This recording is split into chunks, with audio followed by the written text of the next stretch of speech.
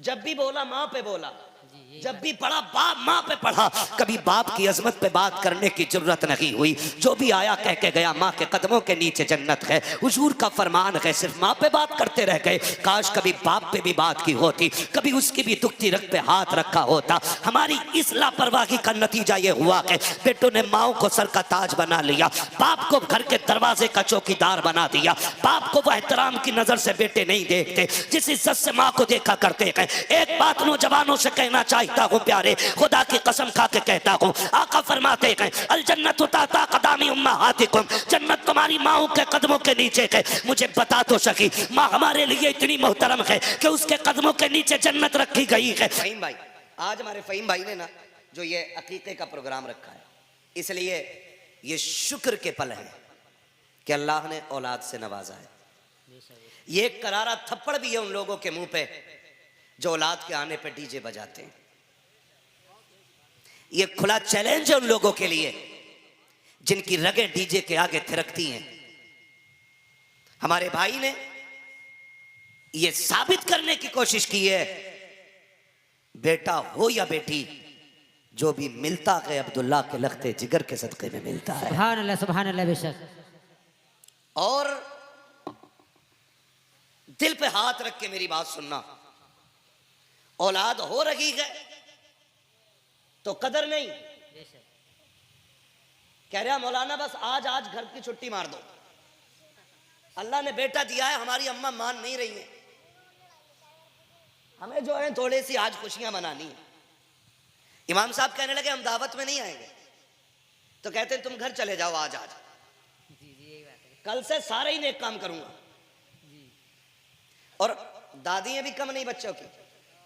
अगर बेटा ये कहते अम्मी हुजूर का जिक्र करना, अल्लाह ने बेटा दिया, कहती चल पगले, मिलाद तो मैयतों में होती है, विलादत पे बेटे की पैदाइश पे मिलाद कर रहे हैं। तो सुनो, मरने की तरफ देख ना जीने की तरफ देख, जब चोट लगे दिल को मदीने की तरफ देख। बेशक, सुभान अल्लाह, बेशक। हमारे सारे रिश्ते हुजूर से शुरू होते हैं और हुजूर पे जाके खत्म हो जाते हैं। अल्लाह ने अगर बेटा दिया है तो फिर डीजे बजा के शैतान को राजी ना कर। अल्लाह ने औलाद जैसी दौलत से नवाजा है, रब की रहमतों को नजरअंदाज नहीं करना। तुम नहीं जानते हो जिनकी गोदे खाली होती हैं, औलाद नहीं होती है, खुदा की कसम बंगले होते हैं खुशियां नहीं होती, गाड़ियां होती हैं खुशियां नहीं होती, ऐश होता है खुशियां नहीं होती है, दौलत होती है खुशियां नहीं होती है, शौकत होती है खुशियां नहीं होती है, हजार चाहने वाले होते हैं आंगन खाली होता है खुशियां नहीं होती है। जाओ जाकर के उनसे पूछो जिनके आंगन में औलाद नहीं है, किस चौखट पे जाके भीख नहीं मांगते हैं। किसी ने कहा फला दरगाह पे झाड़ू चढ़ा दे अल्लाह औलाद दे देगा, बाप ने जाकर के मन्नतें मानी, औलाद ना मिली। फिर किसी डॉक्टर का पता चला, लाखों रुपए लगा दिए, फिर भी औलाद ना मिली। फिर किसी हकीम का पता चला, लाखों रुपए में आग लगा दी, फिर भी औलाद ना मिली। पूरी जिंदगी तड़पते रह गए। एक ही सवाल था, मालिक बेटा ना दे, कम से कम चिराग जलाने के लिए एक बेटी अता फरमा दे। मैं कहना ये चाहता हूं, अगर औलाद की कदर न की है तो बे औलाद से पूछो औलाद कितनी बड़ी नेमत है, और अगर दे दी है तो फिर शैतान को राजी ना करो, ऐलान कर दो औलाद खुदा की रहमत है, इसलिए राजी भी खुदा ही को किया जाए। नारे तकबीर, नारे रिसालत, नारे गौसियत, मुफ्ती हम्माद रजा साहिब किबला, नारे तकबीर। सुभान अल्लाह, बहुत खूब हजरत, माशाअल्लाह। अभी मैं ये नहीं कह रहा हूं कि बेटा हो या बेटी, मैं मुतलकन अभी औलाद की बात कर रहा हूं, मुतलकन औलाद की बात। खुदा की कसम अगर अल्लाह ने सही सलामत औलाद दी है ना तो सजदे शुक्र में गिर जाया करो, वरना औलाद अपाहिज पैदा हो जाए पूरी जिंदगी माँ बाप के कंधों पर रहती है। ये भी एक बड़ी बात है, सही और सालिम पैदा हो जाए। मगर माफ कीजिएगा, मैं उस समाज के सामने बैठा हुआ हूँ जिसकी औलाद अगर माइंडेड होती है, ज़हीन होती है, खूबसूरत होती है, तो कहता है MBBS बनाना है। काले होते लूले लंगड़े होते तो कहते इसे मौलवी बनाना है। हाँ, मैं उस कौम के सामने बैठा हूं, अल्लाह ने दौलत दे दी है ना, दौलत दे दी है तो कह रहा ना IAS बनाऊंगा। और दीन की तरफ कौन बढ़ रहा है? मजदूर के बच्चे, गरीब के बच्चे। शुक्र है जिसे कोई सीने से नहीं लगाता उसे मुस्तफा का दिया हुआ दीन सीने से लगाया। बेशक, सुभान अल्लाह, सुभान अल्लाह, बेशक। हम कोई लावारिस तो नहीं है ना, खुदा ने ऐसा दीन अता किया है कि जब दुनिया का टुकराया हुआ इंसान मायूस होकर किसी कोने में बैठता है ना, फिर हुजूर की रहमतें आवाज देती हैं। बेशक सुभान अल्लाह। आप कहेंगे मौलवी गलत कह रहा है, पूरे चैलेंज और गारंटी के साथ कहता हूं, जाओ दुनिया के इंग्लिश मीडियम स्कूल देख लो, जितने भी वीआईपी स्कूल हैं जाके चेक करो, जाओ जाकर के देखो। अभी पहला दिन एडमिशन का होता है, कंडीशन ये होती है 1800 रुपए ड्रेस की फीस जमा हो रही है, 600 रुपए जूते के जमा हो रहे हैं, 3000 कोर्स के जमा हो रहे हैं, 5000 वैन गाड़ी के जमा हो रहे हैं। उसके बाद तुम मदरसा स्कूल के अंदर आ सकते हो। मुझे पता तो सकी, जिस बाप की कुल कमाई 300-400 रुपए पर डे होगी, वो अपने बच्चों के ऐसे शौक कहां पूरे कर सकता है। स्कूल वाले धक्का दे देते हैं, पहले फीस दोगे तब बच्चा स्कूल में आएगा, पहले ड्रेस का पैसा जमा करोगे तब आपके बच्चे के हाथ में स्कूल में आने की इजाजत का सर्टिफिकेट दिया जाएगा, पहले कोर्स खरीदोगे तब जाके तुम्हारा बच्चा स्कूल में आएगा। सलाम करो आका की रहमतों को, सलाम करो इन दीन फैलाने वाले उलमा को। तुम्हारे बच्चे के पैर में जूते नहीं हैं, कभी मदरसे से धक्का नहीं दिया जाता, उसके पास खरीदने के किताब के पैसे नहीं हैं, कभी मदरसे से नहीं निकाला जाता, उसके पास खरीदने के लिए अपने कपड़े नहीं है, मगर कभी निकाला नहीं गया। निकाल भी कौन सकता है? अमीर ज़ादे अपनी अमीरी दिखाते हैं और मुस्तफा की चौखट पे बनने वाले आका के किरदार का लोगों को मंजर दिखाते हैं। कल नबी ने गरीबों को सीने से लगाया था, आज ये मदरसे वाले गरीबों को सीने से। सुभान अल्लाह। नारे तकबीर, नारे रिसालत, नारे गौसियत, मसलक आला हजरत मुफ्ती हम्माद रजा साहिब किबला, नारे तकबीर। सुभान अल्लाह, बहुत खूब, माशाल्लाह हजरत, माशाल्लाह, बहुत खूब। मैंने पूछा भाई अल्लाह ने कितने बच्चे दिए? खुशी की बात सुनी, मैंने कहा मुझे बताया गया 4 बेटी अता की, अल्लाह ने 2 बेटे अता फरमाए। बेशक सुभान अल्लाह। अल्लाह सबको बेटे भी अता करे, अपने करम से बेटियां भी अता करे, आमीन। हाँ, अल्लाह बेटे भी अता करे और बेटियां भी अता करे। बेटे नेमत होते हैं, बेटी खुदा की रहमत होती है। माशाल्लाह, वाह। बेटे नेमत होते हैं, बेटी खुदा की रहमत होती है। बोले सारे, बेटी खुदा की रहमत होती है। आज ना बच्चों का अकीका कर रहे हैं भाई हमारे। मैं रुक के एक बात यहां बेटों से कहूं, जिस तरह ना इन्हें अपने बच्चों की विलादत की खुशी है ना, उसी तरह हम में से हर एक के माँ बाप को हमारी पैदाइश की खुशी हुई होगी। बेशक बेशक सुभान अल्लाह। ठीक है ना? बहुत गौर से मेरी बात सुनिएगा, मेरी भी मजबूरियां रहती हैं थोड़ी सी। जी जी। मैं जहाँ जाता हूँ, जिस तरह हमारे सईद अख्तर भाई से फरमाइशें होती हैं, हमारे शोहरा से फरमाइशें होती हैं, हमसे भी लोग कहते हैं फला वाली तकरीर करनी है। फरमाइशें हैं मेरे पास कई सारी, अगर मैं सारी फरमाइशें बयान करूँ तो फिर रात भर यहीं रह जाऊँ। जी, यही बात। ठीक है ना? लेकिन चूंकि रोज़ तकरीर करना रहता है, 1 घंटा खतीब का खास होता है, लेकिन मुझे डॉक्टरों की तरफ से सिर्फ 40 मिनट की इजाज़त है। लेकिन खुदा सलामत रखे बिलग्राम शरीफ के रईस उल अत्किया सरकार वैस मुस्तफ़ा को, उनकी दुआएं मिलती रहती हैं। ये फ़कीर एक नहीं 1.5 घंटे बोलते रहते हैं। बेशक सुभान अल्लाह, वाह, बेशक सुभान अल्लाह। ठीक है ना? ये अलग बात है, खामोश खड़े रहते हैं, फिर भी जो लोग बड़े हैं वो बड़े रहते हैं। ऐसे असलाफ से मिलता है हमारा शजरा, जिनके कदमों में कई ताज पड़े रहते हैं। वाह वाह, बेशक सुभान अल्लाह, बेशक, बहुत खूब। तवज्जो है ना? मैं कोशिश करूंगा इंशाल्लाह अपनी बात सही वक्त पे मुकम्मल कर लूं। अभी थके तो नहीं है आप लोग? नहीं थके ना? जब भी महफिल में दिल लगने लगे, समझ लो मुस्तफ़ा की नजर हो गई है। बेशक सुभान अल्लाह। ठीक है ना? समझो फिर हुजूर की नजर हो गई है। अगर दिल मुस्तफ़ा की महफिलों में लगने लग जाए, फरमाया गया अगर हुजूर की महफिल में दिल ना लगे, कहा गया फिर जाके अपनी रोजी पे गौर कर, हराम की खाता है कि हलाल की खाता है। ये भी एक खास बात है। फिर अपने लुकमों पे गौर करो, जो उठ के भाग रहे हैं ना जलसे से, वो फिर गौर करें लुकमे जो खाए थे हलाल के खाए थे कि हराम के। लेकिन मैं ये देख रहा हूं इस महफिल में जितने आके बैठे अभी तक कोई उठ के गया नहीं है। बेशक बेशक, वाह। उठ भी कैसे सकते हैं जफर भाई? जब अजमेर में गरीब नवाज ऊंटों को बैठा दे तो राजा ना उठा सका, जिन्हें मेरा मुस्तफा बैठा दे उन्हें इबलीस कैसे उठा के ले जा सके? बेशक, वाह, सुभान अल्लाह, सुभान अल्लाह, बेशक, वाह। है ना? खुदा सलामत रखे। तवज्जो है सारे लोगों की? मैं क्या कह रहा था अभी आपसे, जिस तरह हमारे भाई को, फहीम भाई को अपने बच्चों की विलादत की खुशी है ना, हर बेटी बेटे के माँ बाप को उनकी विलादत, उनकी पैदाइश की इतनी ही खुशी हुई होगी। बेशक। ये अलग बात है कि जैसे जैसे उम्रें बढ़ती जाती हैं, इंसान की गफलत बढ़ती जाती है। बहुत तवज्जो से मेरी बात सुनिए, अल्लाह करे मेरी बातें आपके दिल में उतर जाए। मैं फरमाइश भी जरूर पूरी करूंगा, ठीक है ना, मगर उससे पहले अपनी चंद जरूरी बातें आपसे कह जाऊं। मेरा उसूल है, मैं ये चाहता हूं मेरी तकरीर तबे यार को बेचैन करती है, सबब क्या है वही कहता हूं जो दिल पर गुजरती है। बेशक बेशक मैं कभी रट के बात नहीं करता, जो दर्द है ना दिल का ये बस निकल के आता है जी। मैं इन्हीं टूटी फूटी बातों के जरिए अपने दोस्तों से मिलता हूं और उनसे बात करता हूं। बेटी के बेटे के सभी की विलादत पे माँ बाप को इतनी ही खुशी हुई होगी, लेकिन आज हैरत होती है, हम जवान जब से हुए हैं ना, हमारे लहजे बड़े सख्त हो गए, हमारे जुमले बड़े तीखे हो गए। हम जब माँ बाप से बात करते हैं ना, तो फिर औलाद बन के नहीं बल्कि माँ बाप बन के बात करते हैं, क्योंकि अब हम जवान हो गए। हाथ जोड़ के गुजारिश करता हूं खुदारा, बेटी हो या बेटा, जब तक आखिरी सांस चले कभी माँ बाप से ऊंचे लहजे में बात ना करना, कभी इनसे आंखें निकाल के बात ना करना, इसलिए कि इनका खास किरदार है हमारी जवानी को संवारने में, हमें ताकतवर बनाने में बाप का बड़ा अहम रोल है।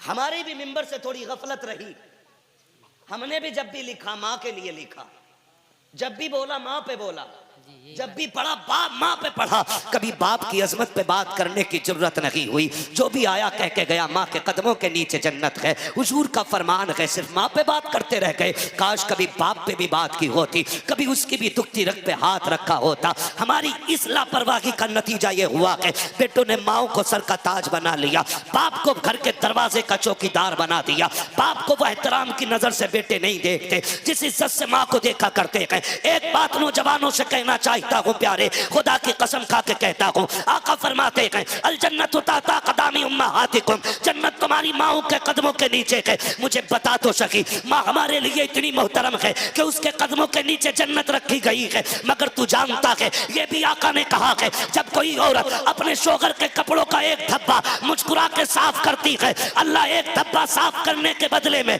उसे 70 नेकी।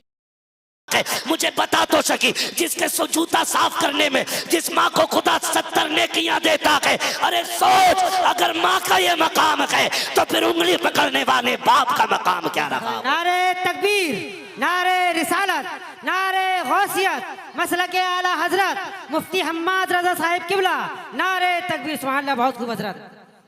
माँ माँ है मगर बाप भी कोई कम नहीं, बेशक बेशक, बाप भी कोई कम नहीं, अंदाजा लगा लो। फरमाया जो ये देखना चाहे कि उसका रब उससे राजी है कि नाराज, फरमाया सुबह उठ के बाप का चेहरा देखो, अगर बाप राजी है तो फिर खुदाए पाक भी राजी है। बेशक, वाह सुभान अल्लाह, बेशक। हुजूर ने रब की रजा की पहचान ये नहीं बताया माथे पे निशान है तो रब राजी है, ये नहीं बताया पगड़ी में गए तो रब राजी है, ये नहीं कहा कि जुब्बे में गए तो रब राजी है, बल्कि फरमाया सुनो जिससे बाप राजी है उससे खुदाए पाक राजी है। बेशक, सुभान अल्लाह। बाप जानते हैं बाप क्या होता है, समझने की कोशिश करें। कई बार ना हमारे नौजवान और बच्चे कह देते नहीं नहीं नहीं मेरी माँ ज्यादा प्यार करती है, अब्बा प्यार नहीं करते। कहा क्यों? का स्कूल नहीं गया, अब्बा ने 3 थप्पड़ मार के स्कूल भेजा। बेशक बेशक, यही बात है। और मेरी अम्मी रोती रह गई ना लेके जाओ लाल को, लेकिन अब्बा बड़ा जल्लाद है, पकड़ के ले गया। दिल पे हाथ रख के बताना, माँ जब बच्चे को उठाती है तो कमर पे रखती है बेशक, यहाँ, लेकिन बाप जब उठाता है ना तो फिर कंधे पे रखता है। बेशक, वाह सुभान अल्लाह, बेशक। वो किसी से पूछा था किसी ने कि इस उठाने में फर्क क्या है, माँ कमर तक क्यों, बाप कंधे तक क्यों उठाता है? तो बड़ी प्यारी बात जिसने भी कही, बहुत प्यारी कही थी। उसने कहा माँ इसलिए गोद तक उठाती है तक वो ये चाहती है कि मेरा लाल वहां तक देखे जहां तक मैं देख रही हूं, और बाप इसलिए कंधे पे बैठाता है, उसकी सोच ये होती है जहां तक मैं देख रहा हूं मुझसे भी आगे तक मेरे बेटे को नजर आना चाहिए। बेशक, वाह सुभान अल्लाह, बेशक, वाह। जिसके थप्पड़ को तुम बेशक। ज्यादती और जुल्म और गुस्सा समझते हो, यकीनन ये थप्पड़ बड़े बड़े मुस्तकबिल का फैसला करते हैं। अगर ये थप्पड़ बचपन में मारने वाले हो तो बंदा खुश नसीब होता है, अगर ये डांट और ये थप्पड़ नसीब ना हो तो बंदा कम नसीब होता है।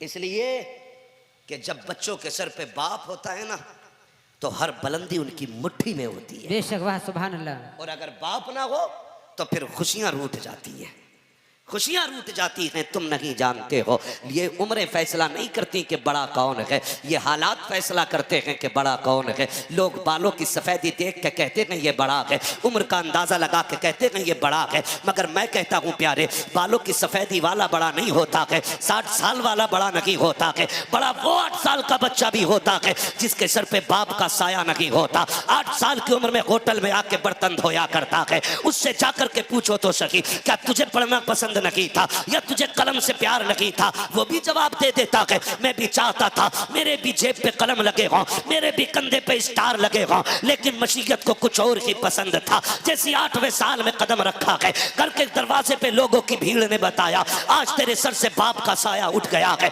तुम्हें क्या बताऊं, जिस दिन बाप कफन में लिपट के गया था उसी दिन से हसरतें कफन के साथ चली गई हैं, उसी दिन से खुशियां रूठ गई हैं। माँ ने बस्ता लेके कहा था लखते जिगर अब पढ़ने का वक्त जा चुका है, अब तुझे बहन के लिए कमाना पड़ेगा, घर की दवाओं का खर्चा उठाना पड़ेगा। लोग समझते हैं सफेद बालों वाला बड़ा होता है, मगर मैं कहता हूँ वो 10 साल का बच्चा भी बड़ा है जो होटल में काम करके माँ का इलाज करा रहा है। वो बच्चा भी बड़ा है जो 9 साल की उम्र में होटलों में बर्तन उठा करके बहनों की तालीम का इंतजाम कर रहा है। खुदा के वास्ते अल्लाह से सजदे करके बाप की लंबी उम्र की भीख मांगा करो, इसलिए कि जिनके सर पे बाप के साए होते हैं कायनात मुट्ठी में होती है, जिनके सर पे बाप नहीं होता वो बड़े अकेले हो जाते हैं। बाप नहीं होता बल्कि खुदा की रहमत का चलता साया होता है, खुदा की रहमतों की बोलती तस्वीर होता है। वो बच्चे जो बाप के साए में पलते हैं, खुदा की कसम या तो वो दुनिया में कामयाब होते हैं या आखिरत में कामयाब। बेशक सुभान अल्लाह, बेशक सुभान अल्लाह। नारे तकबीर, नारे रिसालत, नारे गौसियत, मसलक आला हजरत, नारे तकबीर, सुभान अल्लाह, बहुत खूब माशाअल्लाह हजरत। चलो आगे, बाप की इज्जत करना, बाप की कदर करना। वो लड़ नहीं रहा, वो तुम्हें प्यार से चूम नहीं रहा ना, बाप बाप होता है जी जी, उसका अपना एटीट्यूड है, उसका अपना एक मेयार है, उसका अपना एक घमंड है कि वो बाप है। उसके अलावा खुदा की कसम बाप इतना गैरत वाला होता है, मर जाता है औलाद के आगे हाथ नहीं फैलाता है, गरीब हो के अमीर हो नहीं फैलाता है, ये बाप होता है। और कभी तुम सोचो, कभी तुमने कहा अब्बा जी मुझे जूता एप्पल का चाहिए, उसकी हैसियत नहीं थी, उसने ओवर टाइम ड्यूटी की, 7 घंटे के बजाय 12 घंटे में अपनी फैक्ट्री से निकला। क्यों? ताकि बेटों के ख्वाब पूरे कर सके, बेटों की ख्वाहिशें पूरी कर सके। वो हमारी हसरतें पूरी करते करते बूढ़ा हो गया, और आज औलाद उस बाप को 2 वक्त की दवा दिलाते हुए किन मनाती है। आज बेटों को 2 सेप्ट्राइन की गोलियां, 2 पैरासिटामोल, ये औलाद पे भारी पड़ती हैं। नौजवानों, अमीर होने का सीधा इलाज है, कोई तुम्हें 3 तावीज़ देगा, कोई 5 देगा, एक नुस्खा मैं बता रहा हूं। अगर चाहते हो अमीर बनो तो अपनी कमाई माँ बाप पे खर्च किया करो। बेशक बेशक सुभान, तुम एक माँ बाप पे खर्च करोगे, अल्लाह तुम्हारी 7 नस्लों के रिज्क का इंतजाम फरमाएगा। बेशक सुभान अल्लाह, बेशक। बाप क्या होता है जानते हो? बताऊं तुम्हें बाप क्या होता है, खुदा करे ये बात आपके दिल में उतर जाए। बाप वहां तक देख लेता है जहां तक कोई नहीं देखता, बेशक बेशक, वहां तक बाप देख लेता जहां तक कोई नहीं देखता है। मलफूजात शरीफ के अंदर सरकार आला हजरत ने एक वाक़या तहरीर फरमाया कि बाप बेटे तिजारत के लिए जा रहे थे, जाते जाते रास्ते में बाप की तबीयत खराब हो गई, बीमार हुआ। सफ़र पैदल के थे, मंजिल दूर थी और काफ़ी लंबा सफ़र हो चुका था। रास्ते ही में इंतकाल हुआ, काफ़िले वालों ने वहीं दफन कर दिया। बेटा भी काफ़िले के साथ आगे चला गया। कुछ दिन के बाद वापस पलटा, उसी रास्ते से आ रहा था जहां बाप को दफन किया था। लेकिन इत्तेफाक ये हुआ कि शाम का वक्त था, शाम का वक्त था। उसने देखा बाप की कब्र है, दिल ने कहा चल फातिहा पढ़ ले, लेकिन अकल ने कहा सुन जंगल है, शाम है, अगर रुक गया काफिला चला जाएगा, अकेला रह जाएगा, शेर चीते आके तुझे जिंदा नहीं छोड़ेंगे। इस डर से बेटा चल दिया। आला हज़रत फरमाते हैं कि जब वो चला तो पीछे से बड़ी तेज़ आवाज़ आई, और ऐसी आवाज़ थी जिस आवाज़ को सुन के बेटे के पैर कांप गए। वो शेर या चीते की दहाड़ नहीं, कब्र से उसके बाप की आवाज़ आ रही थी। उसने कहा था लख्त जिगर नूरे नदर, बड़ी जल्दी बेवफा हो गया, अभी चंद दिन पहले यहां दफन करके गया और आज तुझे बाप की कब्र पे फातिहा पढ़ने तक की तुझे मोहलत नहीं। तुझे ये डर लग रहा है कि अगर रुकेगा तो शेर चीते फाड़ देंगे। उसने कहा सुन, अगर मेरी जगह तू लेटा होता और तेरी जगह मैं खड़ा होता, तू तो शेर चीते की बात कर रहा है, अगर तेरे और मेरे बीच लोग अंगारे बिछा देते, बेटे अगर आग पे भी चलना पड़ता मैं आग पे चल के आता, लेकिन तेरी कब्र को ऐसे छोड़ के ना जाता। बेशक बेशक, ये बाप होता है। और आज बेटे 6 महीने के बाद अब्बा की कब्र का निशान भूल जाते। कह रहा बताइए जरा प्रधान कहाँ थे अब्बा दफन? इसी कोने में तो रखे थे। उन्होंने कान पकड़ा, पगले यहाँ नहीं उधर दफन किया गया था। हाँ मुझे ध्यान नहीं रहा। जिस दौर में बेटों को बाप की कब्र के निशान याद ना रखे, समझ लो फिर कयामत करीब आ गई है, अब दूर नहीं है। और उन तमाम बिरादरान को तहे दिल से मुबारकबाद पेश करता हूँ जिन्होंने इनके साथ शाना बशाना खड़े होकर के इस महफिल को सजाने में कोशिशें की हैं, मेहनतें की हैं। और उन तमाम अहबाब को जिन्होंने इस महफिल में बैठ करके इस महफिल को अपनी कामयाबियों के साथ इस मकाम तक पहुंचाने की कोशिश की है। अल्लाह रब्बुल इज़्ज़त हम सब की कोशिशें, काविशें, मेहनतें, हाज़िरी अपनी बारगाह में कबूल फरमा ले और अपने करम से मौला इस महफिल को हम सब के लिए ज़रिया निजात बना दे। आमीन। हज़ारों साल नरगिस अपनी बेनूरी पे रोती है, बड़ी मुश्किल से होता है चमन में दीदावर पैदा। अभी आपने बड़े खूबसूरत लबो लहजे में जो शहर बरेली का मुनफरिद लहजा है, जिसको हिंदुस्तान में ज़फ़र बज़मी के नाम से जाना और पहचाना जाता है, उनसे बड़े खूबसूरत अशार और बेदार करने वाली नकाबत मुलाहिज़ा फरमाई। उनसे पहले आपने अपने ख़तीब व इमाम हज़रत अल्लामा मौलाना रिज़वान साहिब क़िबला, उनसे कम वक्त में बड़ी नसीहत आमेज़ गुफ्तगू सुनी। उनसे पहले जोखनपुर को पूरे हिंदुस्तान में मशहूर करने वाली शख्सियत हमारे भाई सईद अख्तर जोखनपुरी, उनसे नातो मनक़बत के अशार सुने। मिंबर रसूल पर ये जितने उलमा तशरीफ़ फरमा हैं, ये सब के सब हमारे सरों के ताज हैं। ये इनकी मेहरबानी है कि इन सब ने अपना वक्त यूँ समझें कि हमारे लिए कुर्बान कर दिया है, वरना यकीनन इनमें से हर शख्स माइक पे तकरीबन बात करना जानता है और एक दो बात तो हर कोई आपसे नसीहत के तौर पे, मोहब्बत के तौर पे कह सकता था, लेकिन इन सभी ने अपना वक्त इसलिए कुर्बान किया ताकि आज हम और आप आमने सामने बैठ कर के थोड़ी ज़्यादा गुफ्तगू कर सकें।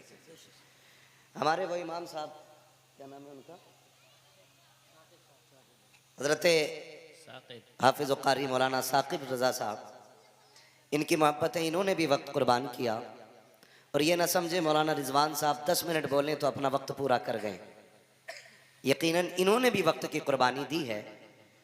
घंटा 1.5 घंटा बोलने वाला बंदा अगर 10 मिनट बोल के हट जाए तो उसकी भी बड़ी कुर्बानी है। ये सारे हमारे सरों के ताज हैं और आप सलामत रखे खुदा आपको। आप भी अपने आप को हल्के में मत लेना, इसलिए कि महबूब की महफिल को महबूब सजाते हैं, आते हैं वही जिनको सरकार बुलाते हैं। सुभान अल्लाह, सुभान अल्लाह। यहाँ जितने लोग भी आए हुए हैं, सारे लोग हुजूर की दावत पे आए हुए हैं। ये अलग बात है कि दस्तरखान भाई फ़हीम के आंगन में बिछा है, लेकिन जितनी नेमतें इससे मिलेंगी सब मदीने वाले के ख़जाने की होंगी। ये बात जहन में रखिएगा। तो मैं आप सबको मुबारकबाद पेश करता हूँ कि अगर हम यहाँ ना होते तो या तो सो रहे होते और अगर जागते होते तो मोबाइल चला रहे होते, कोई गेम खेलता होता, कोई वीडियो देखता होता। अलगरज ये कि ये कीमती वक्त ऐसे ही गुजर जाता, लेकिन रब ने करम किया कि सुनाने के लिए हम लोगों का इंतखाब हुआ और सुनने के लिए आप लोगों का इंतखाब किया गया है। और ये सारी मेहरबानी अरब की हुजूर के सदक़े में हो रही है। आला हज़रत फरमाते हैं वो जो न थे तो कुछ ना था।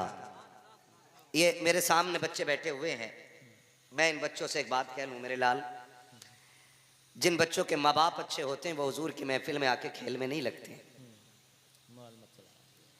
अब आप अगर कितने खूबसूरती से कुछ बच्चे बैठे हुए हैं, एक दो बच्चा बात कर रहा था, मैं सिर्फ उसे समझाने के लिए बात कह रहा हूँ, इशारा नहीं करूँगा वो बच्चा कौन है, मगर मैं बच्चों को समझा लूं कि आपके हरकतें और आपके कामों से आपके बाप का, माँ का अच्छा या गलत होने का पता चल जाता है। अच्छे माँ बाप की औलाद हुजूर की महफिल में अदब से बैठा करती है। अब ये फैसला आपको करना है कि हम क्या समझें, आपके वालिदैन अच्छे हैं या बहुत अच्छे हैं। आप बताओ कैसे हैं, अच्छे हैं कि बहुत अच्छे हैं? बच्चे बोले, सिर्फ बच्चे, बड़े ना बोले। अभी मैं बच्चों से बात कर रहा हूं। अभी अच्छे हैं कि बहुत अच्छे हैं? कैसे हैं? अल्लाह इन माँ बाप, इन बच्चों की जबान के सदक़े में सबके माँ बाप को बहुत अच्छा बना दे। बचपना बड़ा खूबसूरत होता है क्योंकि इसके अंदर कोई दिखावा नहीं, कोई लालच नहीं, कोई धोखा नहीं, कोई मकर नहीं, कोई फरेब नहीं, कोई 420 नहीं। जो भी होता है साफ होता है, जो भी होता है साफ होता है। और बच्चे जब बोलते हैं तो साथ में खुदा की रहमतें बोला करती हैं।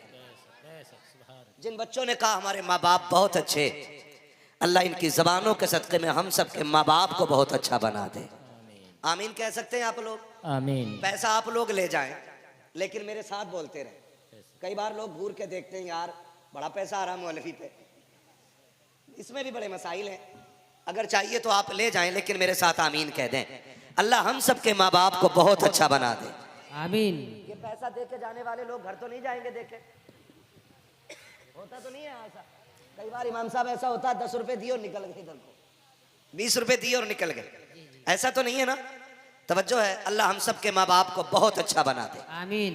अब मैं आपसे बस इतनी गुजारिश करूं कि जितनी देर मेरी गुफ्तगू सुने बहुत तवज्जो से सुने। जी जी बेशक। आपने अक्सर नेटवर्क के जरिए मुझे सुना होगा। जी जी।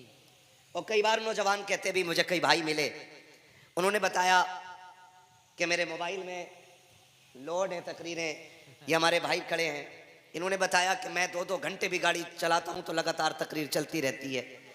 तो मैं रब का शुक्र अदा करता हूँ, अल्लाह इस लायक बना दिया कि तेरे महबूब की बातें जवानों के कानों तक पहुँचा रहा हूँ। बेशक बेशक, सुभान अल्लाह। और सच्ची बात है यार, कोई घमंड नहीं, कोई तकब्बुर नहीं। औकात क्या हजरत, हम तो साइकिल पे बैठने के लायक नहीं थे, आज अल्लाह जहाज़ों में उड़ा रहा है। ये हमारा कमाल नहीं, ये मुस्तफ़ा के जिक्र का कमाल है। बेशक, सुभान अल्लाह। इसीलिए आला हज़रत फरमाते हैं, वो जो न थे तो कुछ न था। जो बरेलवी हैं वो बोले मेरे साथ, जो ना है अल्लाह उन्हें भी बरेलवी बना दे। वो जो न थे तो कुछ न था, वो जो न हो तो कुछ न हो। जान है वो जहान की, जान है तो जहां नहीं, जान है तो, जान है तो, जान है तो, इधर वाले भी बोलते हैं जान है तो जहान है। सारी चीजें हुजूर के सदक़े में मिली हैं। ये सांसें हुजूर का सदका, ये आंखें बोल सकते हैं तो बोलें हुजूर का सदका। जब मैं अपनी स्पीड पे आ जाऊंगा तो फिर आपको नहीं थकाऊंगा। अभी आप थोड़ा सा जुड़ जाएं मेरे साथ। सांसें, मिंबर वाले ना बोलें, मैं सिर्फ नीचे वालों से बात कर रहा हूं। आंखें, सांसें, कान, दिल, दिमाग, वजूद, सब कुछ आला हजरत बोले जमीन व जमा, सलामत रहे, जमीन व जमा, मकीनो मकान, चुनीनो चुना, बने दो जहां, दहन में जबा, बदन में है जहां, हम आए यहां, उठे भी वहां, सबा वो चले कि बाग फले, वो फूल खिले कि दिन हो भले, लिवा। बेशक। जो कुर्सी पर बैठा तो शेर बकरी एक साथ पानी पीने लग गए।